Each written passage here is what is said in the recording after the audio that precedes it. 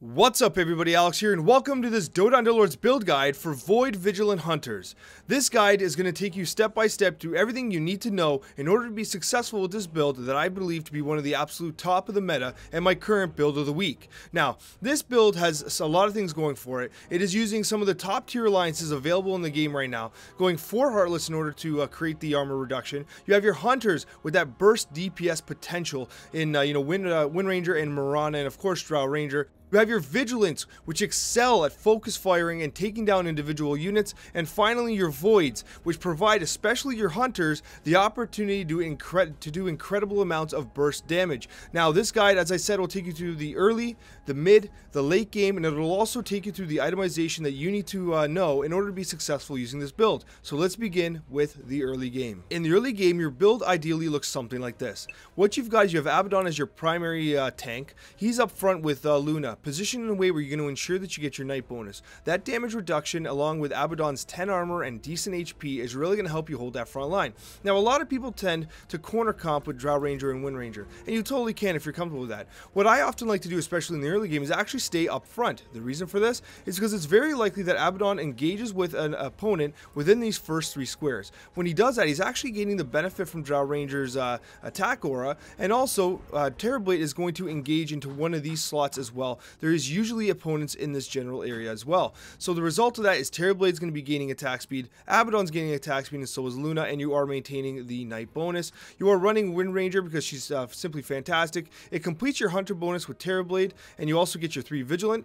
Your 3 Vigilant is not the total 4, but that's fine because those 3 Vigilant are all you need to really focus down heroes. Now, when it comes to Underlord selection, there are 3 Underlords that you want to pick, but one that stands out above the rest, and that is Damage Support and Nessus. With Enthrall, which is an armor reducing ability, it goes hand in hand with your Vigilance ability to focus fire and with the Heartless ability to reduce armor. You're also going to get a lot of burst DPS from your Hunters, and that is aided by the End of Medicine. Enthrall and Essex is without question the best choice. If she's not made available to you, all-out attack Eno is a great second option, and for extended fights, damage support dealer Hobgen is also a fantastic choice as well, because Let's Go Crazy tends to really work well, especially when you have Marana in the late game. Now, in the early game, if let's say you don't have an Abaddon or he's 1-star and you have a 2-star Pudge, you can absolutely get rid of that night bonus and run your Pudge. Pudge is super effective. He actually has more HP than Abaddon, despite the armor difference. Yeah, but he has so much HP, 3750. That is a ton of HP and a lot of tanking power. And if you have a chainmail, you know, he is right up there with the best tanks in the game, if not the best tank in the game, behind someone like Axe. And he is a tier 2 unit. So the other option, of course, if you don't get someone like Terrorblade, you're going to fill him in with Weaver. He completes the Hunter bonus, and as you can see, we more or less have the same thing. We just lose our 15% night bonus, right? So these are the units you are targeting in the early game, and you're going to have to keep it up to RNG to decide how you roll this strategy in those first few rounds. In the mid game, your board will look something like this. Now, it's important by level 7 or 8 that you consider corner comping, because that'll provide your team with the best chance for survival. Because if you're in the center like I recommended in the early game, by the mid game, it's very easy to get overwhelmed because you only have 1 tier of knights and you really only have 2 primary tanks in Pudge and Abaddon.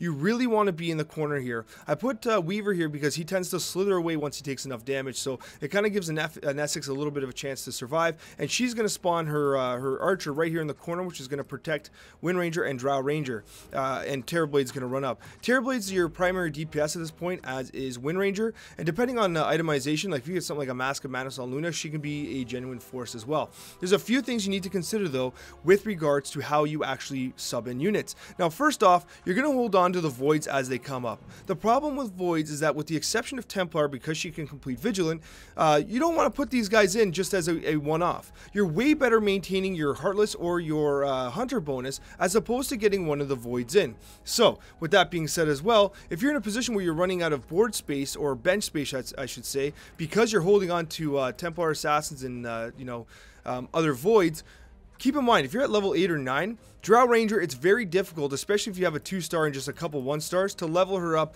due to the fact that you the tier 1 opportunity chances get reduced as you level up. So she would be a target for selling off in order to maintain your bench space. Now, in terms of substitutions, when you get to level 8, it is Necrophos that comes in. Necrophos is going to complete your Heartless, which gives you a very significant power spike, and his healing is going to help to keep these guys up and alive.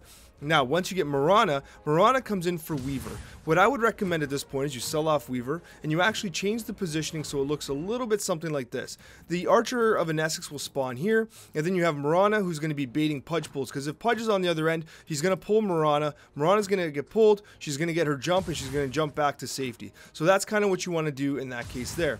Keep in mind, we're at 8 units here, and we're still massing our Voids. But remember, we have to have all Voids in play in order to get that benefit. If you start to just put in 2 Voids for, say, you know, like this, you don't have the Void bonus, you almost compromise your Knight, your Hunter bonus, you've compromised your Heartless bonus, so it's really not worth it. It's better to have these guys in there, as they are now, and wait until you have the full opportunity to run your Voids. And we'll talk about how you do that next when we talk about the late game.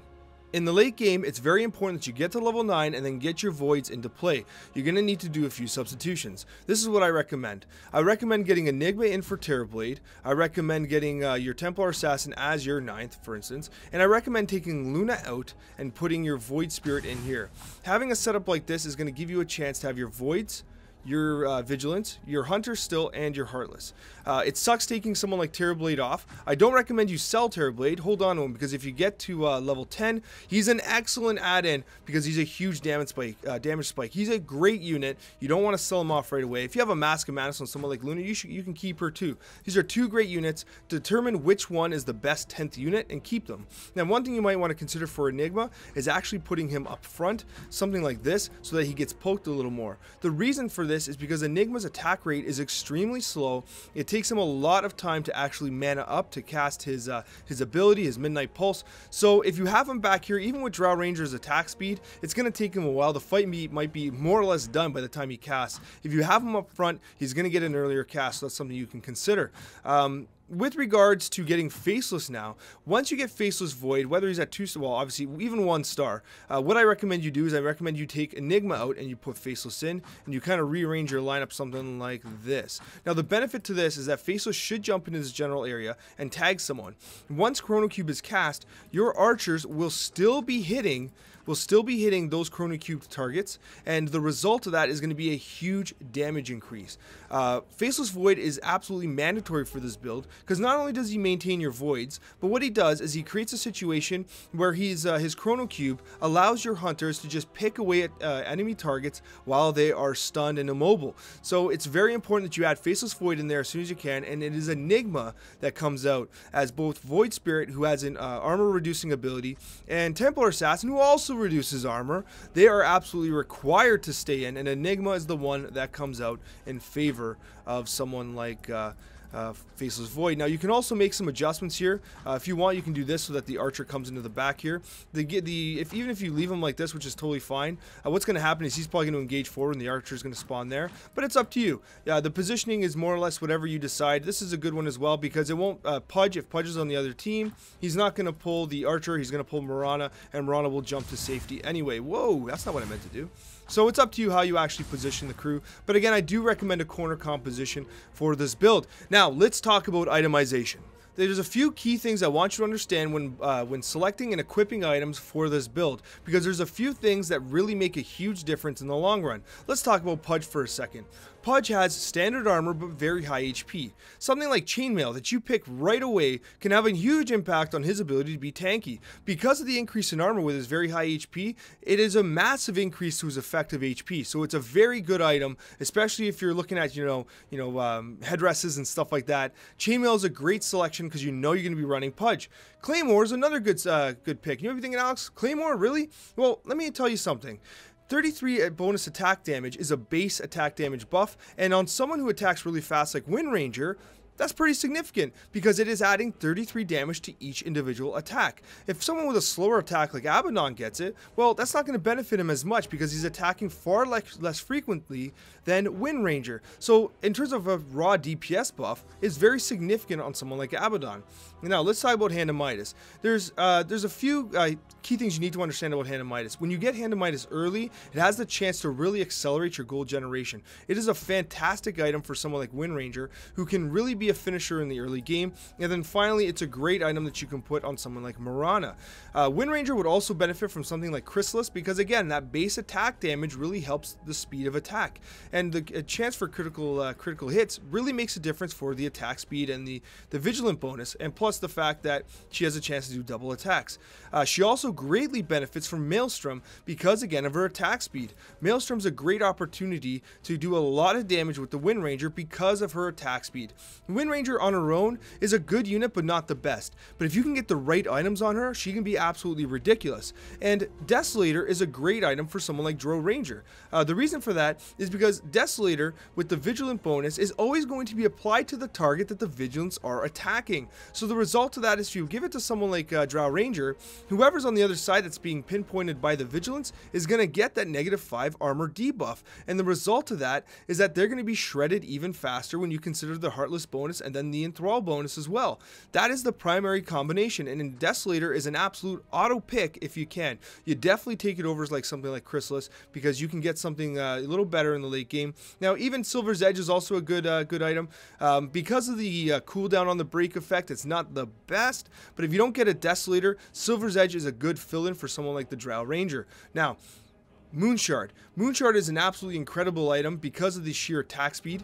You can give it to someone like Mirana. Now, the key thing with the attack speed benefit is because, remember, you have a percentage chance to deal additional percentage damage, and you have the Hunter bonus. The faster you're attacking, the greater the opportunity you have to proc the Void bonus, and also the greater opportunity for you already get double attacks. Realistically, with Hunters, with these speed items, you should be in a situation where basically this cooldown is always in effect because you're constantly proccing that extra 5% damage. So a very good item on someone like Mirana. Moonshards are basically auto picks. Anyways, guys, if you have any questions, let me know in the comments. I'll be more than happy to answer your questions. Thank you so much for watching, and a very special thank you to all of my wonderful subscribers. Take care, everyone, and I hope that this guide helps you find success in Dota Underlords.